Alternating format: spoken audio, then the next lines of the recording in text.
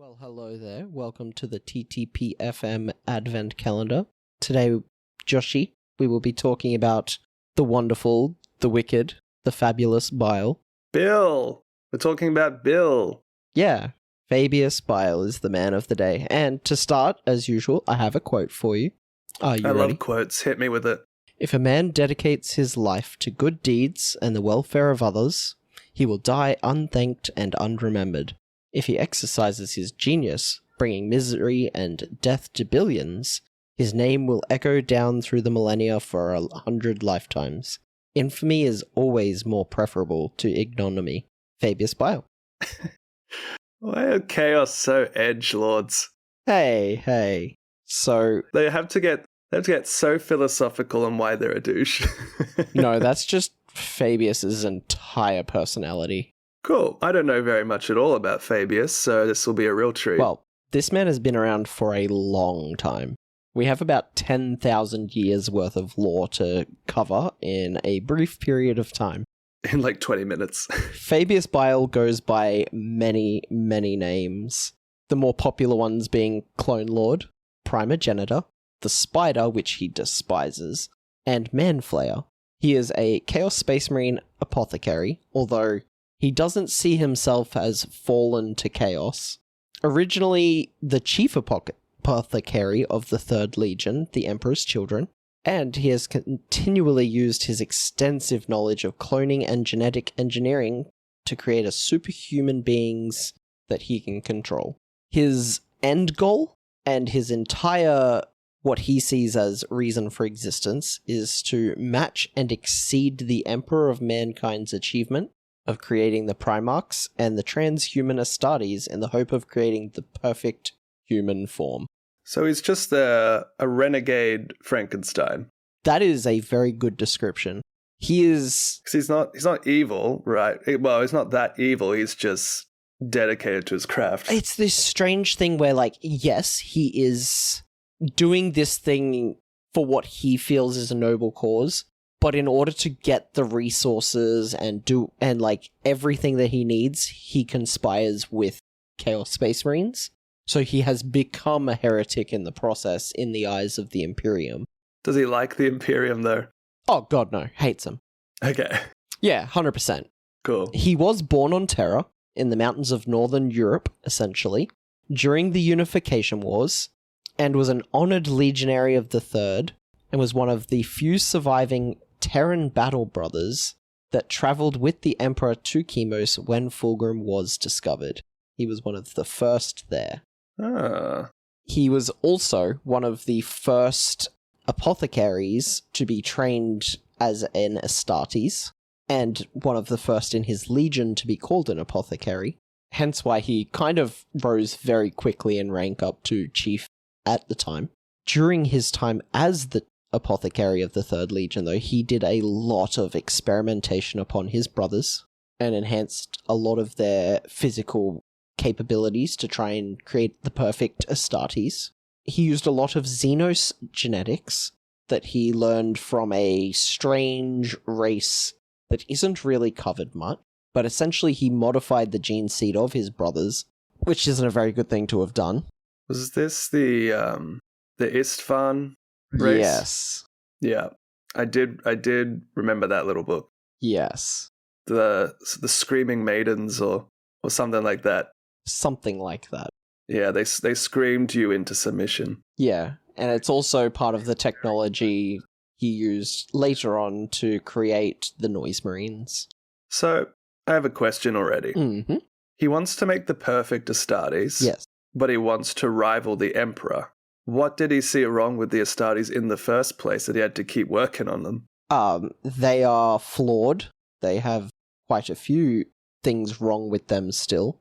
And even after seeing the work of the Primaris, he was like, you just repeated the same work. You didn't actually make anything better. You just added more muscle. He feels that the Astartes aren't perfect because of all the flaws, especially the flaws in a lot of their gene seed. In particular, the Emperor's Children, who had a fairly brutal gene seed mutation, which we are about to get into. Yeah. During the early days as an apothecary, the gene seed stores of his legion were attacked, destroying much of the genetic stores and infecting those remaining with the blight, causing the decay of the gene seed, crippling the ranks of the Third Legion. This began Fabius Bile's research, looking to rid his legion of this infection that unleashed tumours in their gene seed, ultimately destroying it. After working on the corpses of many of his battle brothers, he discovered a way to test for the blight, and true to their ideals, every infected Astartes was executed. Oh. Yep, the Legion just purged a large portion of them to try and kill the infection. They're also perfectionists. Exactly, right? It's like, you're not perfect, you're not good enough. In their testing, Fabius discovered that he was infected. Oh, no. But his ego is massive. He seed himself as way too important. He's too important to kill.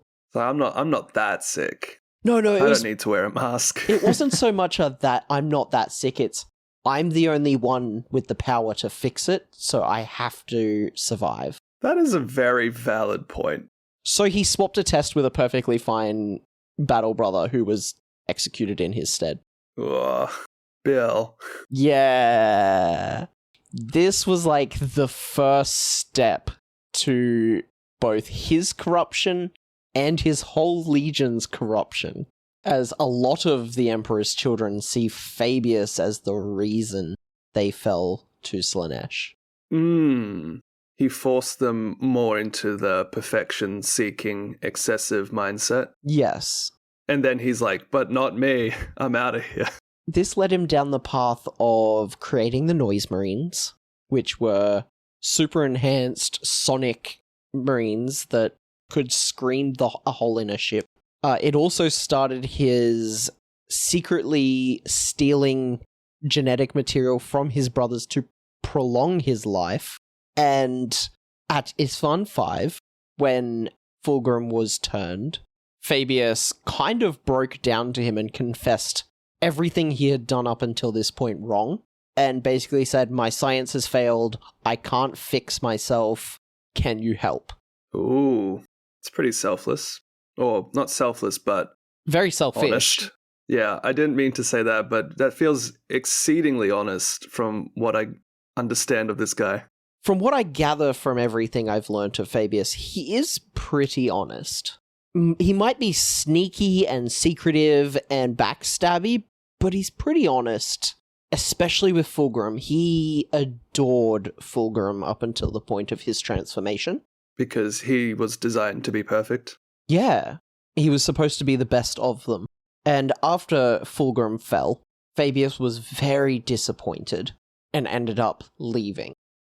We will do some quick-fire notes of some of the things that he managed to accomplish in the earlier stage of his life. So these will be kind of like quick-fire dot points. Please jump in if you have any questions or input. So, on the request of Fulgrim, Fabius made multiple clones of Ferrus Manus. Oh. So that Fulgrim could attempt to convince him to join the traitors. And every single time, the clone refused and Fulgrim was forced to kill them. Poor Ferrus. Poor Fulgrim. Well, poor both of them. Fulgrim adored Ferrus Manus. That was like his closest brother and the best relationship he had. And the real Ferrus Manus was killed after Fulgrim tried so hard to turn him and he refused. Yeah. Fabius was instrumental during the heresy, reviving both Lord Commander Eidolon and Lucius. Oh, I remember that. At the demand of their Primarch. Yeah. Eidolon specifically had his head removed by Fulgrim, who then immediately regretted it and was like, please fix this. Eidolon's got a book coming out soon. He sure does. During this time, he also created his first generation of Tirata, or enhanced warriors. Tirata. Yep, that's what they called these like buffed up super Astartes that he made, that were physically stronger than an Astartes, but were prone to rampant mutation and mental instability. Wasn't going to be a perfect solution, was it? No, this was Gen 1, remember that. He experimented... How many gens has he done? Oh, I don't think anyone knows how many he's done at this point. Alright. Yeah, sorry. Please continue. During his experimentations on his many brothers over the course of his time, he managed to rewire their senses of pain to stimulate brain's pleasure centers instead, which really helps you see how they got drove into Slaanesh when pain is pleasure, right? Mm-hmm. And is another reason why a lot of people think he was completely responsible for their legion falling to Slaanesh. Sure, completely, yeah. Midway through the War on Terror, during the final act of the Horus Heresy, but before Horus's defeat, Fabius up and left, just abandoned everything, and Fulgrim managed to place a bounty on his head. Oh, okay. Yep, his own father-ish. Fabius then moved through the galaxy, offering his assistance in exchange for prisoners, genetic material, and ancient tech, all of which he was using to help develop his cloning and improvisation of the human race. Eventually, he found the Eldari crone world of Urum within the Eye of Terror. Oh no. Oh no. Which became his home and Apothecarian that he started himself. This is where the traitor legions would come to him so that he could get help with extracting progenoid glands and creating new space marines. He was instrumental in keeping the forces of Abaddon at a point where they could continue their war. That checks out. I was always curious how Chaos kept resupplying. Yeah, well, Fabius was kind of the one. Him and his apothecaries. He would teach and train apothecaries for the other legions so that they could then continue the fight. Was he teaching them so they could continue on his work, or was he actually just happy to teach? This was like a side project and more of a passion project. He was doing this kind of as his day job while his night job was cloning and recreation and improving. There's 10,000 years here, right? And he still hasn't perfected what he was doing. So there would be times where he'd be like, okay, cool, I need to do this for a bit, and then I'll come back to what I was doing. You've read or listened to most of the Fabius books. Most of them, yes. Most of them. Because warp time is iffy at best, has he actually been around for like 10,000 years, or is it like a couple of thousand and he just pops in and out of real space here and there? Or do they not really touch on it? Time works a little differently around the warp and in the Eye of Terror, but for the most part, it's slower. Oh, okay. It's kind of like the intense gravity and shifting. Some places will be quicker and slower, but there's a lot of him coming out and being like, okay, what's changed? How long have I been gone? All of this, like, rediscovering what's happened around the Eye while he was gone. There's also a lot of periods where he was dead for a while, or, you know, re-establishing his body, or, you know, in recovery. Because the dude dies a lot. He's just a guy. Yeah. At some point after the heresy, Bile managed to steal the body of Horus from the Sons of Horus Legion world of Malleum, and use that genetic material. Bile cloned Horus, hoping to curry favor with Abaddon. Instead, Horus was kind of completely mad, and Abaddon was forced to destroy his own father yet again, and then proceeded to crack the home world of the Emperor's children, leaving it in pieces.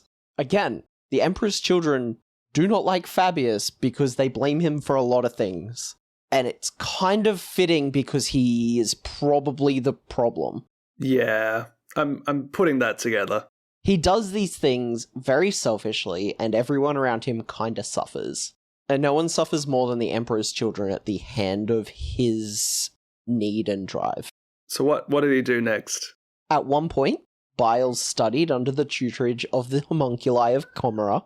Of course. After impressing the Coven of the 13 Scars with his abilities in improvisational torture. Yep. Specifically. That was what impressed them. Did he realize this and really, like, focus that? Or is it just, he's just a torturing bastard and they're like, hey, come over? I think, he went there looking for other knowledge. He wanted to know more from the homunculi about their genetic skills, because they are very skilled genetic modifiers. Yeah. He kind of snuck into Comera and then got caught and was a prisoner for a little bit, and then impressed them with his abilities and knowledge, as he was basically, like, shit-talking them, being like, you could do that better. as they're torturing people. Oh. To the point where they were so impressed, they decided to teach him what they knew, thinking that he was stuck there forever. He helped them create what they call the Tower of Flesh, which is a living, breathing fortress made of the remains of those that have wronged the Coven. Yum. That's nice. He then That's managed cute. to escape, and the homunculi of the Coven of the 13 Scars tracked him down across the universe. There's like a whole novel about that. Yep, that's one of his trilogy books. One of the trilogy books, which ended up with Bile dying yet again, but not for the last time. Poor guy. R.I.P. But when he dies, does he have like a cloud save for his knowledge? Yes, that is exactly what he does. Oh my gosh. So he has done some research, and the people at Comora helped him as well, into Wraithbone technology. And he essentially has a Wraithbone organ within his brain that every now and then will upload his consciousness, essentially. It will upload all of his knowledge, all of his personality, everything. And then when he dies, he essentially has like a brain scan that gets implanted into wherever it needs to go. There is definitely some lost memories, because if he hasn't had a chance to back it up in a while. He's done a lot of work with Wraithbone and assisted some of the Noise Marines in the Cacophony in the harvesting and growth of Wraithbone forests. Okay. Which, for those who don't know, Wraithbone is essentially solidified warp energy, which means that it reacts really well with the Cacophony's harmonic songs and chaotic essence. So they can use their gifts given by Fabius to cultivate and grow and nurture this stuff. At one point, he captured an Eldari prisoner, tortured and genetically modified them to become essentially a key, and named it Key so that he could go into... Oh no, I'm blanking. Webway? The Webway. It was essentially a Webway gate key as a person. But a person. Oh, that's gross. He had no eyes, could barely talk. He was essentially just a living key that just sent out a Wraithbone resonance that would open up the portals whenever he was near one. And then he explored the Webway. Is this the homunculi science he picked up? This was before that. Dude's got skills. Yeah, this was when he found Urim. At one point, and some of these things aren't necessarily in order because there's not a lot of order to what he's doing, because everything's a little weird when it comes to time. Disguised as an Adeptus Mechanicus Magos, he managed to infiltrate the Blood Angels chapter on Baal, who were attempting to use cloning to replenish their ranks after... Yep, the decimation of Bile. I read about this last night for one of my character research. Oh, I look forward to jumping back into this then. Where he corrupted the experiments, creating the Blood Fiends that broke free and terrorized the Fortress Monastery, giving Bile the chance to steal a vial of blood containing the mingled blood of sanguinary priests and Sanguinius himself. Bill. How does he keep getting away with this? He must be, like, really adept at combat as well. He is. He is still a veteran that has been fighting for the last 10,000 years. He's one of the originals. Every time he gets into a fight, he is very proficient. Skills honed over, millennia. He's a veteran of the Long War. Yes, very much so. One of his crowning achievements is the creation of the New Men, which are a hardened cadre of enhanced humans who exhibit strength, speed, and intelligence many times higher than normal humans, but are bred in such a way that they're kind of depraved psychotic killers. Ooh. He kind of taught them overarching survival instincts and used a lot of survival of the fittest to help breed stronger and better versions.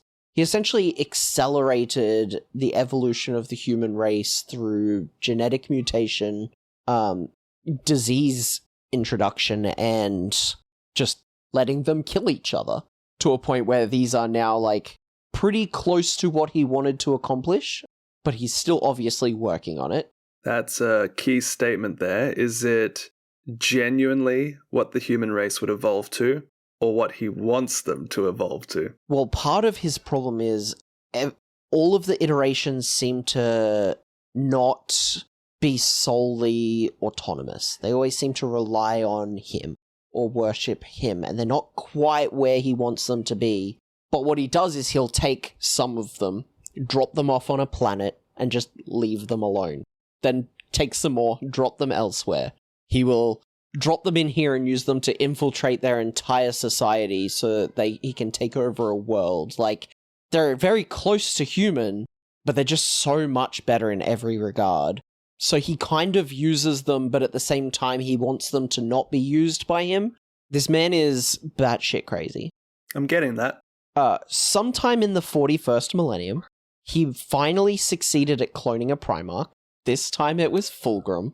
Oh, Clone Grim, as the memes would have it. Unlike his previous attempts, this Fulgrim was exact, as pure as the original, but with none of the taint of Slaanesh.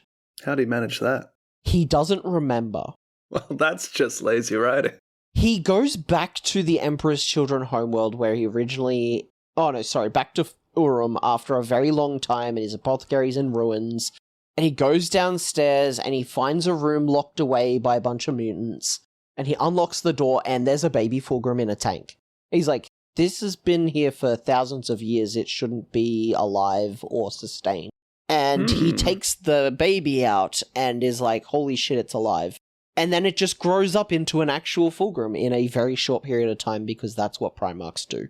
Can't imagine he really maintained a lot of Fulgrim identity, though. So this clone grew quickly, and due to the way that Primarchs are made, they actually have a genetic memory.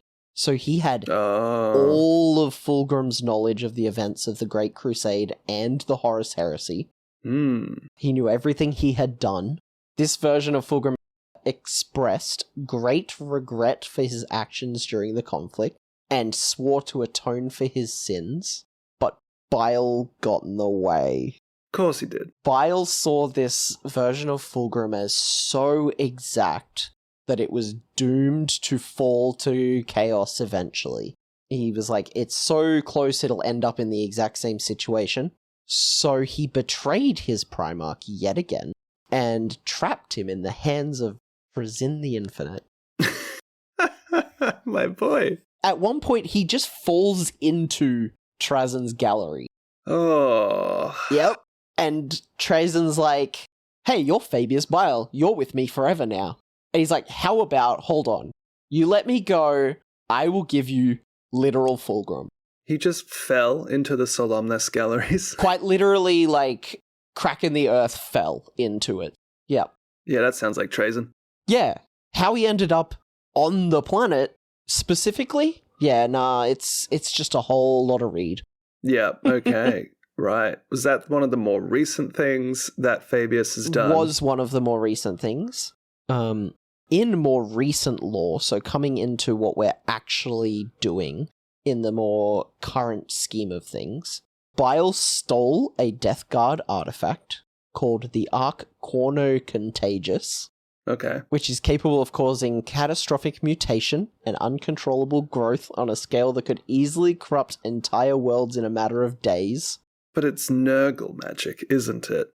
Something that Fabius wouldn't be into. Mutation is a thing he needs. He's using it to mutate the human gene. I guess because he doesn't really accept Nurgle. No. As a concept. Well, I haven't really touched on that much, and I should probably jump to that. He is an atheist in a world full of literal chaos gods. He sees the warp as just entropy. He sees chaos demons as just emotions made manifest in a physical form, but they are dumb and just an emotion. He sees the chaos gods as nothing more than balls of chaotic energy, but not gods. He sees them as just entities out there.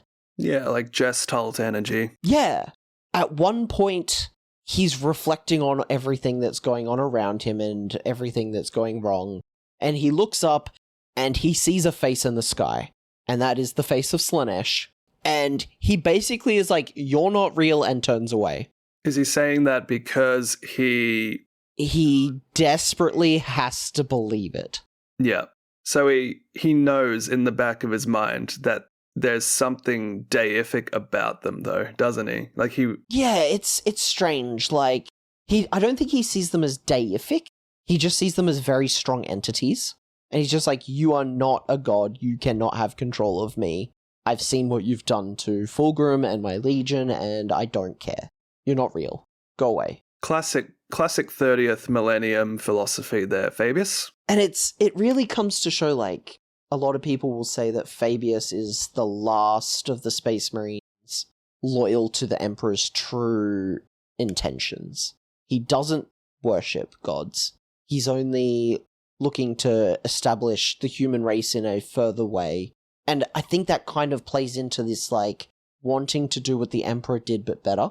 I can see it. He is just doing whatever he can to further what he feels is right. Yeah. The Emperor himself wasn't exactly a good guy. No, but this guy looked up to the Emperor to the point where he's like, I want to be better than you. But continuing back to the Arc Corner Contagious, he stole it off the Death Guard. Typhus got really angry and sent a plague fleet after him. Typhus, known subtle guy. Known subtle guy, right? Bile then had to team up with the Shriven and a guy named Argento Corian in a conflict known as the War of the Spider, aka Bile. Ah, I know about this. Yep, go on. Bile managed to manipulate all sides of the war and escaped Classic. with captive custodies and Sisters of Silence.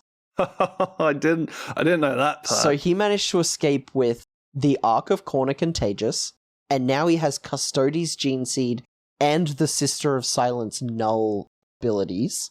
And this is kind of where they leave off the story. He is now in possession of Primaris captives, Custodies as we said, the ability to negate the warp in the Sisters of the Silence. He has the Emperor's own genetic material in Sanguinius's blood, a Death Guard artifact, and a passion to recreate a clone of the Emperor himself. Oh, the Emperor himself, hey? Under Fabius's control. He wants how did he swing that one? recreate the Emperor. This is what he's been doing for 10,000 years. It all leads back to that original plan of finishing the Emperor's job. Well, I'm curious there because there's a lot of conflicting beliefs on what the Emperor is. A genetic being, a synthetic being, energy being. Yep. Does it ever really explore what Fabius finds in his journey to recreate the Emperor? Not yet. This is where they've left off currently. This is up to date. This is where Fabius sits. Is this the new Genefather book, or is... This is before the events of the Genefather books. So the Gathering Storm, War of the Spider era. But this is... The turn of the millennium. Yep. But this is where the lore starts to become very recent. But this is what he's managed to accomplish over the last 10,000 years and how close he's getting to his end goal. He's ballin'. Yeah, man. Then we move into what this guy does in-game. And this guy is a pretty cool dude in-game. He is pretty strong, I'll give him that. He is a pretty cool model with all of his, like, little, chirurgeon with its little blades and stabby bits and very surgical his medical looking. Backpack. Yeah, he has his flesh cape, his little surgeon acolyte that runs around behind him doing whatever he needs. He has a precision anti-infantry weapon, which just makes him really good at taking down enemy leaders. He buffs his bodyguard unit. He makes them stronger and tougher, so they're harder to take down. He has an ability to shrug damage once per turn. And when he dies, he just gets back up because he's a clone lord. On a 2-up, wasn't it? Yeah, on a 2-up. So it's very rare that it will fail, and hopefully you've kept your reroll for it. Yeah, there's always a chance of failure. Yeah. And Grotmus gave us a Bile entire thing. Yep, so at the time of writing, or recording, mid-December, halfway through the Grotmus literal releases. advent calendar of detachments, he's back. he got his own Chaos Space Marine detachment, which allows him to buff all of his allies. And if you have him as your warlord, you get to re-roll your dice to see what buffs they'll get. I see he's a bit of a melee rush Chaos Marine playstyle. Bit of Possessed, bit of Legionaries. Well, yeah, right? Like, it's a very Astartes-focused kind of playstyle in this new way, with everyone getting 1 or 2 buffs, 1 if you pick, 2 at random, with his ability to re-roll at random, so that you can kind of try and get what you want. But this is Fabius Bile. He's a mad scientist. Some people will relate him to Rick from Rick and Morty. Yep. He and Belisarius Cawl have some very interesting interactions in the Genefather book, as they're both kind of doing the same thing but on different sides of the spectrum, in that one of them is trying to genetically modify the Astartes while the other is trying to genetically modify the human race. And there's a really fun interaction, which I won't spoil too much, in the book, where Fabius and Belisarius essentially have a video call, and Fabius Bile spends the whole time being like, I'm just doing what you want to do, come help me, give me all of the information on creating Astartes and Primaris, and help me fix everything. And Belisarius is like, you're an idiot, I'm not giving you anything. Genius sadist scientist. Yeah, it's hilarious. Versus genius sadist scientist. Engineer. Yeah. Allied detachment, Bile and Admech. I mean, 2025's not far off, right? Condition, you must bring Cawl and Bile. Together, they would make a very potent force in the universe. Oh yeah, Alpha Primus would disappear very quickly though. Yeah, but he ain't doing so crash hot. Well, that's Bile though, eh? That's what I've got for Bile. He's a lot more nuanced than I anticipated. I was expecting a bit more of a mad Frankenstein, doing things just to do things for the sake of being twisted. But he seems to be very centric, I suppose, in morality. He does bad things, but not to be a bad guy. Yeah, he's kind of like chaotic neutral. He's given up on chaos forces. He's given up on imperial forces. But he straight up says to Belisarius Cawl, he's like, I haven't fallen to chaos. What do you mean? I just couldn't come back to Earth and had to do things my own way. Yeah, he's a renegade, which is not full traitor. Which, try explain that to an imperial. But it really plays into the way his character thinks about both himself and what he's doing. Like, he thinks he's on the higher path. He is doing the right thing. He's the only person who can fix the human race, who can help us conquer the universe and do everything the Emperor originally wanted to do. But in order to do that, he needs to know what the Emperor knew. And the only way to do that is to clone the Emperor and use his genetic memory to learn what he needed to do. You know, like, there's all these steps along the way to what he wants to accomplish. And in typical Emperor's Children fashion, like, he just keeps failing whenever he tries. But there's these small successes that are just starting to group up and gather to where Fabius may become a pretty substantial problem in the future for the Imperium. Absolutely. If there's one thing these Chaos Marine characters seem to really showcase for me as a lore fan is what 40k originally was fantasy in space. You hear so much of this, like, they went to the Dark Elves land, you know? They tinkered away in their cave, you know? Mm-hmm. They set a little village to the slaughter to advance their goal, but it's on a sci-fi stage. Yeah, they add some zeros on the end of all the numbers, right? Yeah, which I really think 40k characters benefit from going into that more fantastical storyline. And I think Bill really is one of those fantastical characters. He's definitely a character. Oh, Bill. But I think that's where we're going to leave that here, because it's going to be a bit longer than some of the others, and I think this will be our longest of the batch of this year's there was countdown a lot to 25 to cover, and I think the rest will be a little bit shorter and more sweet. but I barely touched on just how much there is. I definitely suggest if anyone is interested in this character, read the novella. It's decent. Gene Father is very well written. I've enjoyed it. Yeah, we spoil all the secrets. What are the listeners going to do in their spare time? That's it, right? Well, thank you for coming to our advent calendar, and we will see you with the next one. Bye-bye now. Ciao, ciao.